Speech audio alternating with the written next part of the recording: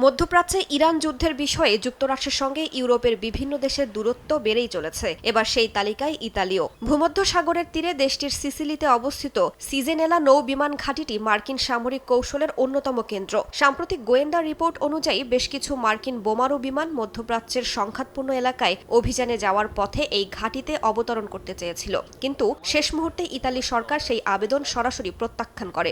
ইতালির প্রভাবশালী দৈনিক কোরিয়ারে ডেলা সেরা জানিয়েছে, ওয়াশিংটন যথাযথ প্রক্রিয়া অনুসরণ করে কোনো আগাম অনুমোদন না চাওয়ায় ইতালীয় সামরিক নেতৃত্ব এই কঠোর অবস্থান নিয়েছে। দুই দেশের মধ্যে থাকা প্রতিরক্ষা চুক্তি অনুযায়ী ইতালির মাটিতে কোনো বিদেশি সামরিক অভিযান বা ঘাঁটির বিশেষ ব্যবহারের ক্ষেত্রে রোমের অনুমতি নেওয়া বাধ্যতামূলক, কিন্তু এবারের ঘটনায় সেই নিয়ম লঙ্ঘন হয়েছে বলে অভিযোগ উঠেছে।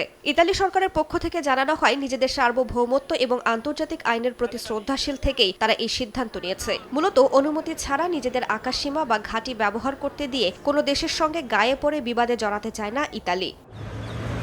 ইরান ইসরায়েল যুদ্ধ শুরুর পর থেকেই ইতালির অভ্যন্তরে ব্যাপক রাজনৈতিক চাপ তৈরি হয়েছে। দেশটির মধ্য বামপন্থী বিরোধী দলগুলো আগে থেকেই দাবি জানিয়ে আসছিল, কোনোভাবেই যেন ইতালির মাটি ব্যবহার করে যুক্তরাষ্ট্র মধ্যপ্রাচ্যের যুদ্ধে জড়িয়ে না পড়ে। বিরোধীদের মতে, মার্কিন বাহিনীকে ঘাঁটি ব্যবহারের সুযোগ দিলে ইতালিও পরোক্ষভাবে এই ভয়াবহ সংঘাতের অংশ হয়ে পড়বে এবং সম্ভাব্য টার্গেটে পরিণত হবে। জনমতের এই চাপ জর্জিয়া মেলোনির ডানপন্থী সরকারকে আরও সতর্ক করে তুলেছে বলে মনে করেন অনেক বিশ্লেষক। প্রধানমন্ত্রী মেলোনি স্পষ্ট করে দিয়েছেন, ভবিষ্যতে যুক্তরাষ্ট্রের পক্ষ থেকে পুনরায় এমন কোনো অনুরোধ আসলে তা অবশ্যই ইতালির পার্লামেন্টে পুঙ্খানুপুঙ্খ আলোচনার মাধ্যমে অনুমোদিত হতে হবে। কোনো ধরনের হঠকারী সিদ্ধান্ত নিয়ে ইতালি বিশ্বযুদ্ধে জড়াতে চায় না বলেও জানান তিনি। অন্যদিকে মার্কিন পেন্টাগন বা ইতালির প্রতিরক্ষা মন্ত্রণালয় সরাসরি মন্তব্য না করলেও এই ঘটনা ন্যাটোর দুই গুরুত্বপূর্ণ মিত্রের মধ্যে এক ধরনের শীতল সম্পর্কের ইঙ্গিত দিচ্ছে বলেই মনে করেন অনেকে। রাইসা জান্নাত, সময় সংবাদ।